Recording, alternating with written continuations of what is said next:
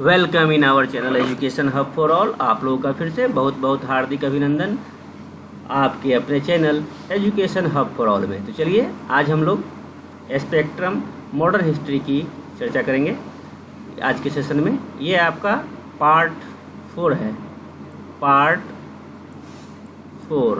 Okay, ये आपका part 4 है, याद रखेंगे, ये पार्ट 4 है। ठीक है, 3 वीडियो आपका अपलोड हो चुका है। देखिए अच्छे से पढ़िए तो एग्जामिनेशन निकलेगा ही निकलेगा।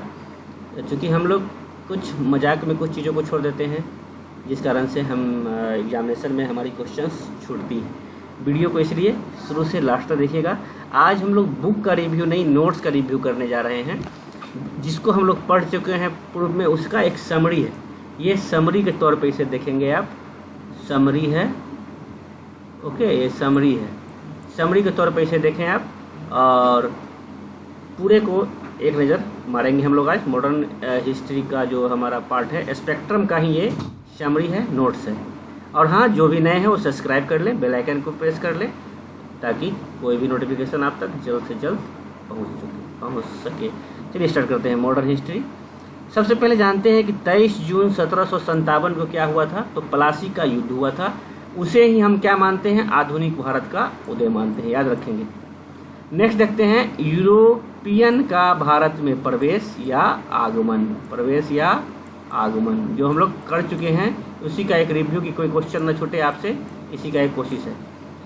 अब हम लोग पढ़ेंगे वास्को डिगामा। ये आपका है पुर्तगाल। यहाँ से देखिए वास्को डिगामा जो आया था इंडिया के से, यहाँ से पुर्तगाल है।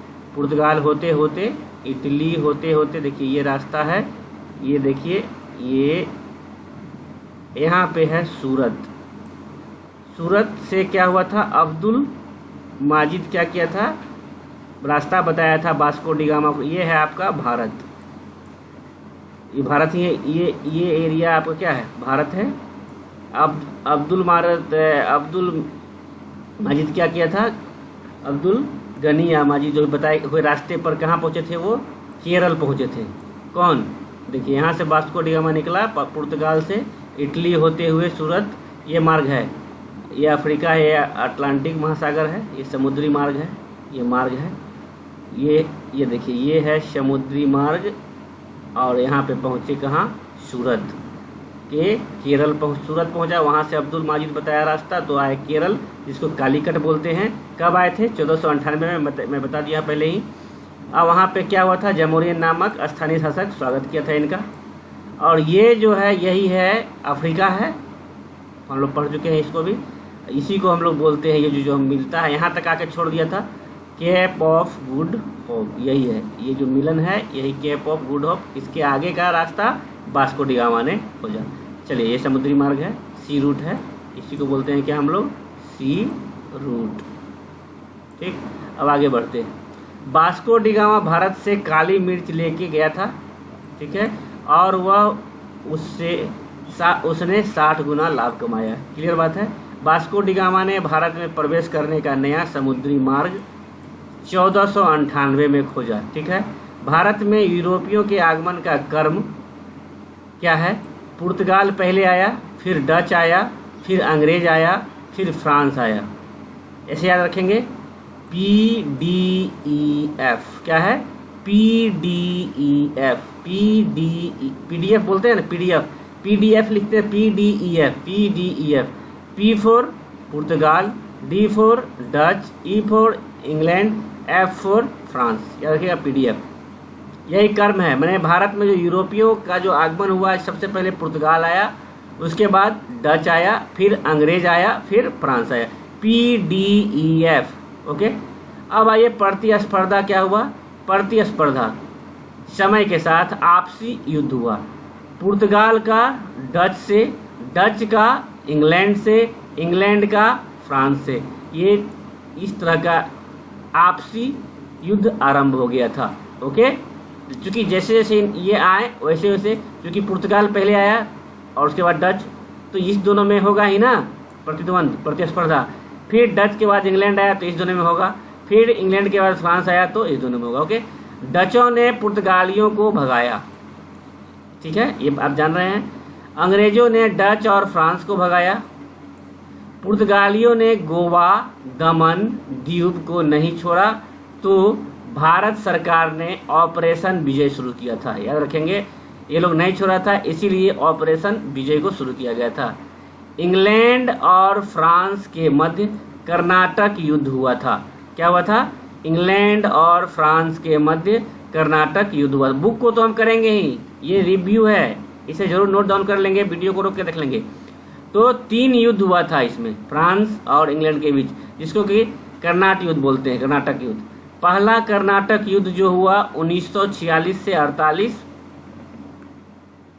सॉरी 1746 से 48, ये नहीं 1746 से 48, 17 और द्वितीय कर्नाटक युद्ध जो हुआ 1749 से 1754 और तृतीय जो हुआ 1758 से 1763। ओके, ये वाला सही है, याद रखिएगा, ये नहीं गलत है। उद्देश्य क्या था पुर्तगाल का? तो यूरोपियों का व्यापार करना ही उद्देश्य था। बाद में भारत की राजनीतिक में भी शामिल किया। कर्नाटक अबरुद्दीन और चांदा साहब और हैदराबाद नासिर जंग और मुजफ्फर, 2 भाई में शासन के लिए जंग चल रही थी। तो अंग्रेजों ने अनवरुद्दीन व फ्रांस ने चांदा साहब का समर्थन किया। चांद साहब का, अंग्रेजों ने नासिर जंग व फ्रांस ने मुजफ्फर। तो यहीं से इंग्लैंड वर्सेस फ्रांस शुरू हो गया। 1760 में इंग्लैंड था और फ्रांस खत्म हो गया में निर्णायक लड़ाई हुई, जिसे हम लोग बोलते हैं वांडीवास की लड़ाई। क्या बोलते हैं? वांडीवास की लड़ाई। याद रखेंगे, इंग्लैंड और फ्रांस के बीच हुआ था वांडीवास का लड़ाई, जिसमें फ्रांस का पतन शुरू हो गया। यहीं से फ्रांस का पतन शुरू हो गया और अंग्रेजों को भारत में रहने का निर्णय हुआ। 1763 में एक संधि होता है, जिसको बोलते हैं हम पेरिस की संधि। इसमें केवल इम्पोर्टेंट पॉइंट है, आप याद रखेंगे, बाकी हम लोग बुक को तो करेंगे ही। शर्त, फ्रांस को भारत में केवल व्यापार करने का अधिकार पर उसने मना कर दिया और भारत में अंग्रेजों ने कब्जा कर लिया, मना कर दिया और उसे व्यापार करने से मना कर दिया और भारत पे अंग्रेजों ने कब्जा कर लिया। अब आते हैं, हम लोग पढ़ेंगे पुर्तगाली। वास्को डी गामा क्या था? पुर्तगाली था। सबसे पहले सूरत से होकर अब्दुल गनी या माजिद गनी के बताए रास्ते से केरल के कालीकट पर पहुंचा, जहां आप इससे नोट्स भी बना सकते हैं, नोट्स भी बना लेंगे, राइट डाउन रोक के, वीडियो को रोक के पॉज करके बना सकते हैं। जहां पर उसका स्वागत जमुरीन ने किया 1498 में। ये पहले ही मैं करा चुका हूं। उद्देश्य क्या था? वेनिस अरबी व्यापारियों के व्यापारिक प्रभुत्व को समाप्त करना, पहले बताया हुआ है, और ईसाई मत का प्रचार करना। दूसरा पुर्तगाली जो आया वो थे पेड्रो अल्ब्रेज केब्राल 1500 में। 1502 में वास्को डी गामा फिर आया 1498 के बाद फिर कब आया? तो 1502 में, फिर 1503 में भी, 1502 में इन्होंने दक्षिण में कोचीन में प्रथम व्यापारिक बस्ती यानी दुर्ग 1503 में बनाई। 1505 में दूसरी बस्ती कन्नूर में। भारत में प्रथम पुर्तगाली वायसराय जो हुआ, ये वेरी इम्पोर्टेंट है, याद रखेंगे। भारत में प्रथम पुर्तगाली वायसराय जो हुआ फ्रांसिस्को दी अल्मीडा। मैं इसलिए बार बार इसको पढ़ा रहा हूँ, बता रहा हूँ कि इससे क्वेश्चन पूछता है, ये नोट्स है, इसे अच्छे से लिखेंगे। भारत में प्रथम पुर्तगाली वायसराय कौन हुए? तो फ्रांसिस्को डी अल्मीडा, और ब्लू वाटर पॉलिसी भी इन्हें दिया था। इनका कार्यकाल कब तक था? तो कार्यकाल था 1505 से 1509 तक। इसने भारत में शांत जल की नीति या ब्लू वाटर पॉलिसी शुरू किया। दूसरा वायसराय जो था, वायसराय गवर्नर जो था अल्फांसो डी अल्बुकर्क, और इसे का कार्यकाल था 1509 से 1515। भारत में इसे पुर्तगाली साम्राज्य का वास्तविक संस्थापक माना जाता है। ये भी इम्पोर्टेंट है, याद रखिएगा। पुर्तगाली का वास्तविक संस्थापक कौन होगा? ये नहीं कि फ्रांसिस्को डे अल्मीडा। वास्तविक संस्थापक आपका है अल्फांसो डी अल्बुकर्क। बस्तियों का प्रसार के लिए एक नीति बनाई थी इन्होंने। निम्न वर्गीय पुर्तगालियों को भारतीय महिलाओं के साथ विवाह करने का अधिकार। गोवा विजय 1510 में किया। बीजापुर के शासक आदिल शाह या यूसुफ आदिल शाह और कोचीन से गोवा में अपना दुर्ग स्थापित किया। ये है 1610 में। ये आपका गोवा है भारत में, ये आपका गोवा है, ये एरिया गोवा। ओके, नेक्स्ट आते हैं। अब फिगर भी बनाते चलिएगा, आपको मेंस में भी प्रॉब्लम नहीं होगी। 1511 में अल्बुकर्क ने मलक्का पर अधिकार कर लिया। अल्बुकर्क जो वास्तविक संस्थापक माना जाता है, उसने क्या किया? तो मलक्का पे अधिकार कर लिया। मलक्का क्या है? तो मलेशिया और इंडोनेशिया के सुमात्रा द्वीप के बीच में है। देखिए यहाँ, ये इंडोनेशिया है, ये सुमात्रा द्वीप है, ये जावा है, वाली है, और ये आपका मलक्का है जहाँ पे 1511 में जल संधि के द्वारा वो हुआ था। ये आपका मलेशिया है। ओके, ये फिगर बना लेंगे। नेक्स्ट देखते हैं, 1515 में अल्बुकर्क ने होमुर्ज बंदरगाह पर अधिकार कर लिया। यही है होमुर्ज बंदरगाह, अदन बंदरगाह को ही होमुर्ज बंदरगाह पे 1515 में। ये आपका भारत है। अल्बुकर्क ने कृष्णदेव राय जो कि विजयनगर के शासक थे से भटकल में एक किले का निर्माण के लिए जगह ले लिया और अल्बुकर्क की मृत्यु गोवा में 1515 में वहीं पर दफना दिया गया। प्रोफेसर डालवेल ने अल्बुकर्क की तुलना क्लाइव से की है। अंग्रेज वायसराय हैं क्लाइव जो हैं अंग्रेज वायसराय हैं। कौन किया था? डॉक्टर डॉडवेल। वास्को डिगामा तीसरी बार कब आते हैं? तो 1524, 1498, 1502 और 1524। याद रखिएगा 1524, ये लिखने में थोड़ा प्रॉब्लम आती है। 24 में पुनः आए, भारत आया। 1527 में इसकी मृत्यु हो गई और कोचीन में इसे दफना दिया गया। तो वास्को डिगामा को जो दफनाया गया है वो भारत में ही 1527 ईस्वी में कोचीन में दफनाया गया है। अगला वायसराय जो आता है अल्बुकर्क के बाद नीनो डी कुन्हा। ओके, इसने क्या किया है? तो कोचीन से स्थानांतरण किया था अपने मुख्यालय को। तो इसने कोचीन से गोवा को राजधानी बना दी। ये कोचीन है, ये भारत है, और ये क्या है? कोचीन है।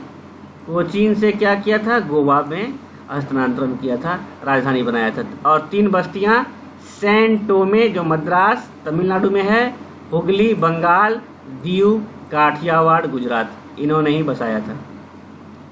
वायसराय जोबो डी कैस्ट्रो चाउल दक्षिण भारत, सॉल्सेट बेसिन बम्बई पर कब्जा इन्होंने किया। बेसी काम नहीं है इसलिए इनका नहीं है। Viceroy Alfonso D'Souza, Alfonso Albuquerque ईसाई जेसुइट फ्रांसिस्को जेवियर इसके साथ भारत आया। पुर्तगालियों ने व्यापार पर नियंत्रण के लिए काफिला पद्धति को शुरू किया था। याद रखिएगा, काफिला पद्धति को शुरू किया था। कार्टज पद्धति शुरुआत, इसे परमिट बोलते हैं, इन्होंने ही किया था। पुर्तगालियों के समुद्री साम्राज्य को क्या बोला गया? एस्तादो द इंडिया, सागर के स्वामी बोला गया। Estado the India, that means सागर के स्वामी। भारत में सबसे पहले ईसाई धर्म पुर्तगाली लेके आए। गोवा ईसाई धर्म न्यायालय की स्थापना कराएं। मुगल बादशाह अकबर के यहाँ भी गए। प्रिंटिंग प्रेस की शुरुआत 1556 ईस्वी में गोवा में किया गया, ये भी पुर्तगाल की देन है। जहाज निर्माण की शुरुआत पुर्तगालियों ने गुजरात और कालीकट में किया। याद रखिएगा, गुजरात और कालीकट में। तंबाकू की खेती सर्वप्रथम भारत में पुर्तगाली ही लाए। तंबाकू जहांगीर के लिए आया था, लाए। मक्का, आलू, अनानास की खेती भी शुरुआत भी पुर्तगालियों ने ही किया। तो पुर्तगाल पहले भी हम लोग कर चुके थे, आज भी हम लोग पुर्तगाल को ख़त्म करते हैं। नेक्स्ट क्लास में हम लोगों का डच होगा, जो कि डच बुक में भी स्टार्ट नहीं किए हैं और इसमें भी नहीं किए हैं, इसलिए डच नेक्स्ट क्लास में किया जाएगा। ये आपका पार्ट 5 होगा, पार्ट 5। ये समरी है, ओके, और बुक से तो हम लोग कर ही रहे हैं विस्तृत में। चलिए बाय बाय, टेक केयर। जो भी नए हैं वो सब्सक्राइब कर ले, बेल आइकन को प्रेस कर ले ताकि कोई भी नोटिफिकेशन आपको जल्द से जल्द मिल सके। और हाँ, यदि आपको वीडियो पसंद आया हो तो लाइक और शेयर जरूर करें। चलिए, धन्यवाद।